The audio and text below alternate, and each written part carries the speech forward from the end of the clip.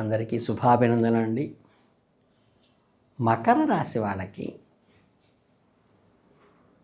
Welcome to our channel.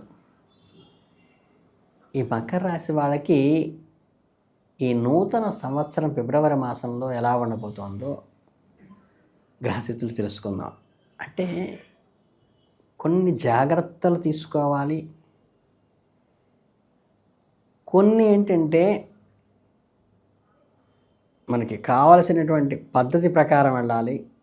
ఇవన్నీ ప్రత్యేకంగా చూసుకోవాలి. ఇందులో శ్రవణ నక్షత్రం, ధనిష్ట నక్షత్రం వాళ్ళకి ప్రత్యేకంగా చెప్పాల్సింది ఏంటంటే ఒక పరీక్షా సమయంగా చెప్పవచ్చు. అంటే మీరు చాలా ధైర్యంతోనూ అంతకుమించి సంయమనంతోనూ వ్యవహరించాల్సి అవసరం. అంటే సమయస్ఫూర్తి, స్పాంటనిటీతో వెళ్ళాలి. అంటే మీరు ఎప్పటికెయ్యది ప్రస్తుతమో అప్పటికా మాటలాడి అన్యుల మనమును నొప్పించక తానవ్వక తప్పించుకు తిరుగువాడు ధన్యుడు సుమతి అనేది ఖచ్చితంగా పాటించాలి. మిత్రుల తగాదాలకు ఎంత దూరంగా ఉంటే అంత మంచిది. చాలా సీరియస్గా చెప్తున్నాను. మీ స్నేహితుల మధ్య ఏదైనా గొడవలు జరిగితే ఎవరి పక్షాన వెళ్ళకుండా సర్ది చెప్పటానికి ఉండండి, లేదా నేను పరిష్కరించాలని మధ్యలోకి వెళ్ళకపోవటం చాలా శ్రేష్టము. ఇద్దరి మధ్య సయోధ్య కుదర్చాలని వెళ్ళిన మీరే చివరికి దోషిగా వాళ్ళ ముందు నిలబడతారేమో, జాగ్రత్త. చక్కగా మీ మౌనమే మీకు శ్రీరామ రక్ష. అనవసరమైన మధ్యవర్తిత్వాలకు అసలు వెళ్ళకుండా మీ దగ్గరికి వచ్చి సలహా అడిగినా సున్నితంగా చక్కగా గోడ మీద పిల్లి వెళ్ళే మాట్లాడండి. లేదంటే అనవసరంగా మీకు స్పర్ధ కలిగే అవకాశం సూచించబడుతోంది. ఇంకో ముఖ్యం ఏంటంటే దూర ప్రాంతాల సంచారం ధనిష్ట నక్షత్రం వాళ్ళకి రాసిపెట్టింది. ఏదైనా శుభవార్త విని కానీ, లేదా విదేశాల నుండి ఆఫర్లు రావటం వల్ల కానీ, లేదా ఎవరైనా బంధువుల కోసం కానీ ప్రయాణం చేయవలసిన అవసరం కనబడుతోంది.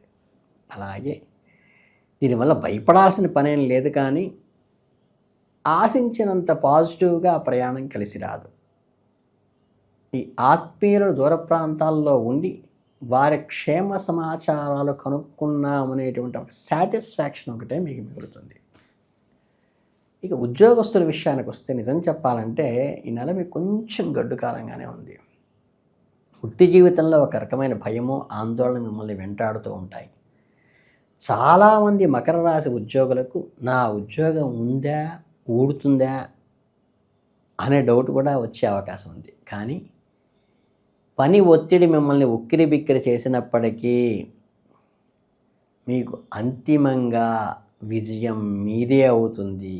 అత్యవసర పరిస్థితుల్లో అయితే ఆ పనిలోంచి మార్పు, ట్రాన్స్ఫర్ లాంటిది జరగచ్చు. ఎందుకు నాకు ఇలా జరుగుతోంది, నేను ఇక్కడ ఉండగలనా అనే ప్రశ్నలతో మెదడు తొలుస్తుంది. ఇవన్నీ పట్టించుకోబాకండి. ఏకాగ్రతగా పని మీద శ్రద్ధ పెట్టండి. పక్కవారి విషయాల్లో అస్సలు వేలు పెట్టకపోవటం చాలా మంచిది నెలలో. ఇక నాణానికి రెండో వైపు ఉన్నట్లు ఇన్ని సమస్యలు ఉన్నా, చికాకులున్నా జ్యోతిష్శాస్త్రరీత్యా గౌరవాభివృద్ధి, ధన అభివృద్ధి కూడా ఉన్నది. అంటే చక్కగా ఇన్కమ్ టయానికి చేతికి అందుతుంది. గౌరవ మర్యాదలు, సమాజంలో ఒక రకమైన గుర్తింపు, ఐడెంటిటీ వస్తుంది. బట్ మీ పని మీరు చేసుకున్నంతసేపే అది ఉంటుంది. పక్క వాళ్ళ దాంట్లో వేలు పెడితే నెగిటివ్ అవుతుంది. దీనికి చేతికి డబ్బు అందుతుంది. సామాన్య సమస్యలు ఏవైనా ఉంటే ఇవన్నీ తీరిపోతాయి. చేయాల్సిందల్లా ఒక్కటే, తొందరపడకుండా ఉండటం. ఏదైనా నిర్ణయం తీసుకునే ముందు 1కి 10 సార్లు ఆలోచించి సర్వకార్యములయందు యోచన మెయ్యగలుగుతారు మీరు. అంటే చేసే పనుల్లో విజయం మీదే అవుతుంది. కొంతకాలంగా మీ స్నేహితులు ఎవరైనా కష్టాల్లో ఉంటే వారి బాధల నుంచి కూడా మీరు ఆదుకుంటారు. మీరు నైతికంగా వారికి ఊరటనిస్తారు. ఇప్పుడు మీరు వివిధ రంగాల్లో ఉన్నవారికి, ఈ రాశి వాళ్ళకి ఫలితాలు ఎలా ఉన్నాయో తెలుసుకుందాం. రాజకీయ నాయకులకి చాలా జాగ్రత్తగా ఉండాలి. చిన్న చిన్న అనారోగ్య సమస్యలు వచ్చినా నిర్లక్ష్యం చేయవద్దు. తలపెట్టిన కార్యాలకి ఎప్పుడు బ్రేక్స్ జరుగుతూ ఉంటాయి. ప్రజల్లోకి వెళ్ళేటప్పుడు, ఏదైనా సభలో మాట్లాడేటప్పుడు ఆచితూచి మాట్లాడండి. మీ మాటలే మీకు సమస్యగా మారతాయి తప్పితే మీరు చేసే తప్పులు కాదు. అలాగే ఉద్యోగస్తులకైతే శారీరక శ్రమ, మానసిక అలసట పెరుగుతాయి. నరాల బలహీనత సమస్యలు వేధించే అవసరం ఉంది. స్ట్రెస్ తగ్గించుకోండి ముందు. ఇకపోతే మహిళా ఉద్యోగులకైతే మాత్రం నెలలో చాలా అద్భుతంగా ఉంటుంది. ఎప్పటి నుంచో తీరని అప్పులు ఏవైనా ఉంటే, పెండింగ్ ప్రాజెక్ట్స్ ఏమైనా ఉంటే అవన్నీ క్లియర్ అవుతాయి. కొత్త ఉద్యోగం కోసం ప్రయత్నిస్తుంటే మంచి ఆఫర్లు వస్తాయి. మీరు అటెండ్ అయ్యే ఇంటర్వ్యూల్లో కొంతవరకు విజయాన్ని సాధించే అవకాశం కూడా ఉంది. ఇక కాంట్రాక్ట్ రంగంలో కానీ ఉన్న వాళ్ళకి సివిల్ కాంట్రాక్ట్స్ వర్టల్నిస్తుంది. ఎప్పటి నుంచో పెండింగ్లో ఉన్న బిల్లులు మంజూరవుతాయి. పాత బాకీలు వసూలవుతాయి. ఆర్థికంగా మీరు కొంచెం వెనుకబాటుతనంలో ఉంటారు. అలాగే ఈ పెయింటింగ్ రంగం వారికి, డైస్ వేసేవారికి, బిజినెస్ ఉన్న వారికి మంచి అనుకూలంగా ఉంటుందని చెప్పవచ్చు.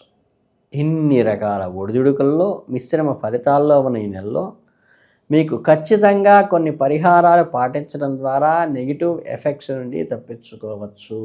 అవేంటంటే, మకర రాశి వారికి శని అధిపతి కాబట్టి శని నాడు విష్ణు సహస్రనామ, శనివారం నాడు కనుక విష్ణు సహస్రనామం పారాయణ చేసుకోవడము.